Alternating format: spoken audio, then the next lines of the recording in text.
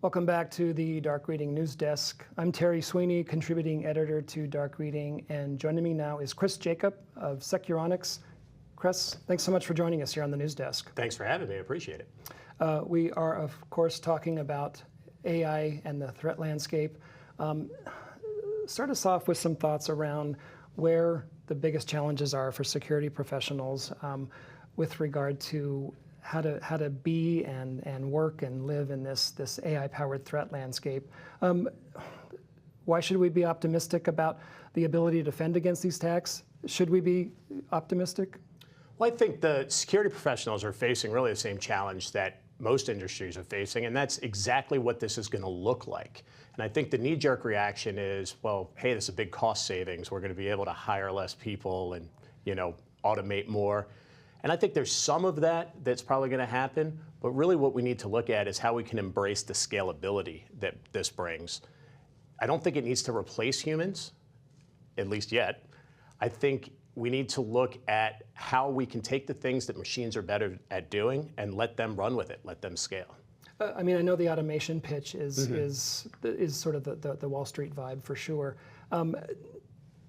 The processes in the SOC aren't necessarily don't lend themselves to that. Like you still need a live human being making not just judgment calls, but also some intuitive calls as well. 100%, and that's my point. It's the challenge that the SOC has always faced is too many tools, too many alerts, too much data, but they still have to come up with a way to contextualize that to make that data useful. And that is exactly where AI can play today, where it does a great job of allowing those SOCs to get their arms around that just mountain of information that they're dealing with.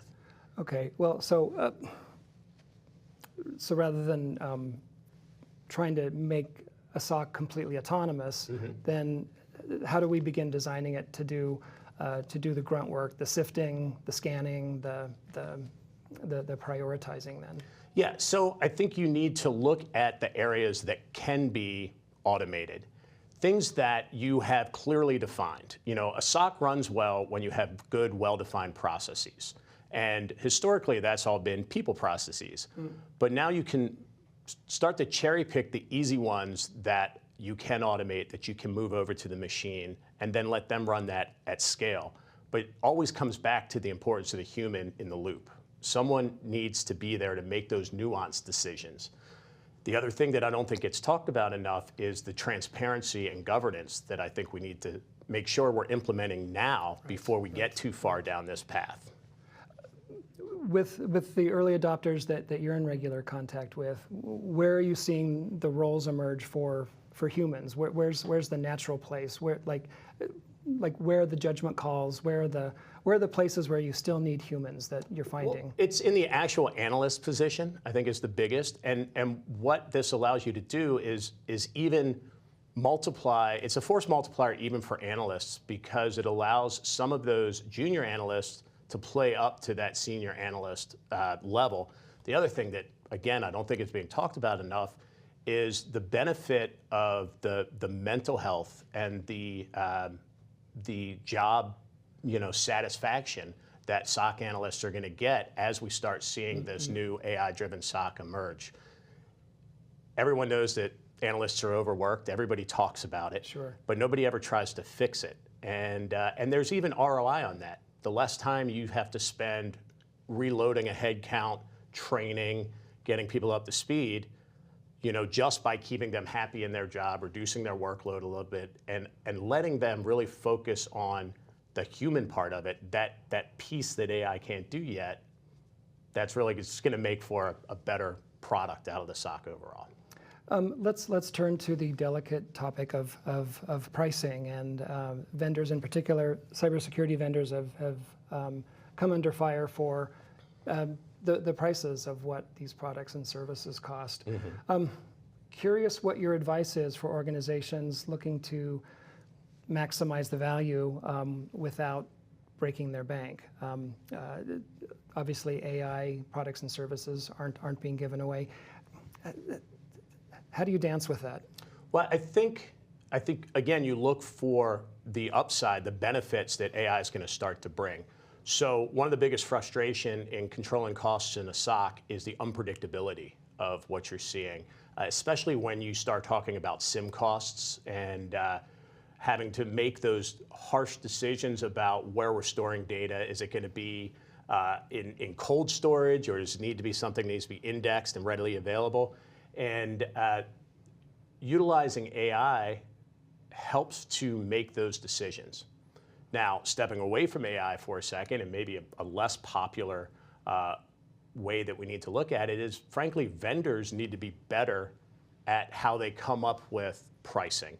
And I think there are things that we can look at that will help. A vendor-customer relationship needs to be symbiotic. And I think that there are things as vendors we can do to help make that cost more predictable so that hey, even if I have an unfortunate event happen this quarter, when I get that bill at the end of the quarter, it's going to be pretty much what I expected, maybe a little higher, a little lower. But that predictability is super important. And being able to demonstrate what you're spending the money on, and not only as a SOC manager, but up to the C-level as well, to prove that you can control your costs and that they are actually getting a return on investment for that outlay. I'm also curious about your assessment of the state of SecOps and whether it's broken for both SOC professionals and CISOs. This feels like a good time to do a major overhaul of SecOps if it's going to happen. Yeah, I don't think you're wrong about that. I think that that is a classic. That feels like something I've been talking about for the last 20 years. The approach has been, let's get more tools. Throw another tool at it. We need this new tool. Instead of looking horizontally across the SOC. And again, I go back to processes. Tools are important. They help us do our job better. But you need to have good processes. And younger me would hate that term, till one day I realized it's just your understanding of the best practice. And you reevaluate that constantly. If you come up with a better way to do something or measure something, change it and make that your new process. But it's important to have them written down and established and followed. And of course, gone over every once in a while. I think that's important to revamp them on the fly. In that vein, MCPs are getting lots of praise for, in some quarters, like the ability to smash the silos, to get rid of that sort of siloed tool and instrument sort of crazy SOC that you were referring to. Are they as rich and powerful and I think satisfactory even? I think MCPs are great tools, but along with a lot of what we're seeing with AI today, I'm not sure they'll be here tomorrow. They fill a big need with small context windows. Okay. As those context windows grow, their needs become less and less. So we'll see where MCP's great tool now, but this technology is changing every day, and I'm not sure they'll be here forever. I think that agentic AI is, I know it's something that's talked about a lot, but I think, again, going back to processes, building tools to do very specific tasks and then allowing them to focus on that versus that sort of co-pilot approach where you're just asking a thing questions and it's spitting out what it thinks you want to hear. Great. Chris, close us out with some thoughts around how you see SOC teams evolving as AI becomes more of the foundation of the Security Operations Center. Well, I think it's just going to make analysts more effective. It's going to make them happier about going to work every day, or at least less miserable. Nobody's happy, but less miserable. And I think it's an exciting time. It's an exciting space to watch. It's changing very quickly. There's still a lot of hype, but as it starts to die down and really solidify, I think we're going to see a pretty big revolution here. All right. Well, here's to a less miserable future. Really appreciate you coming by News Desk, Chris. Thanks very much for your time. Thanks for having me. Really appreciate it.